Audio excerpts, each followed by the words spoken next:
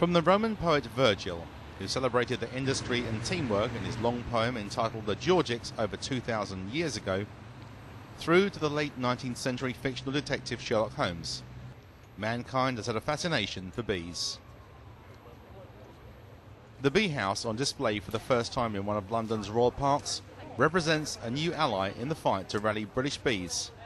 Beset by viral and fungal opponents, yet a vital cog in the natural landscape.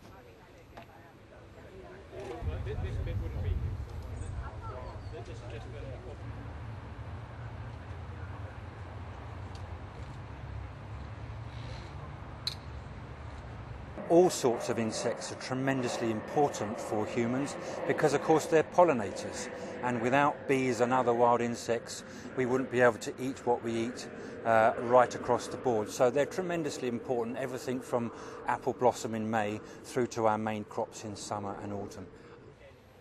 The new hive was conceived by former students at the Royal College of Art. Their company is called Omelette. Unlike traditional hives, the bee house has longer legs, which keeps the hive off the ground in the cold British winters, and mesh floors to improve ventilation and hygiene.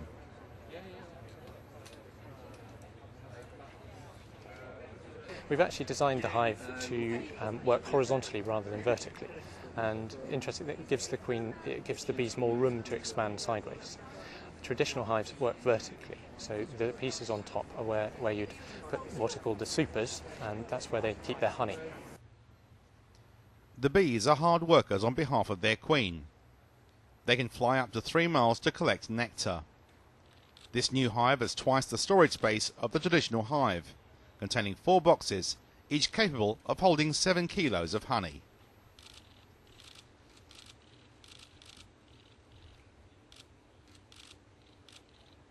A lot of our wildlife is declining, and certainly the birds, bees and butterflies, which we record very well, we know they're all declining. 250 species of bee, 25 species of bumblebee, and half of those, I'm afraid, are declining quite seriously. So we have a significant issue with our bees. In their peak months of activity, bees are constantly on the move to and fro from the hive. The designers intend the entrance to act as a deterrent to intruders. Good beard there as well. That's just the Australian market. It's quite important that they have a covered area, so that when they come into land, they've got a sort of sheltered landing strip, if you like, and then at the back of that area there's a slot that they crawl up and into the hive. And it needs to be relatively small so nothing else can get in, and if, for instance, wasps wanted to get in, the bees can defend themselves against that. There are around 13,000 registered beekeepers in Britain, and the numbers have grown in recent years. This new hive can be kept in urban surroundings and costs around £500, including protective clothing. Once you add up all of the pieces that you need to keep bees, it's very reasonable, but it also has quite a lot of extra benefits in that it's very well insulated, so the bees have to spend less energy doing other things. They've got more energy to make honey.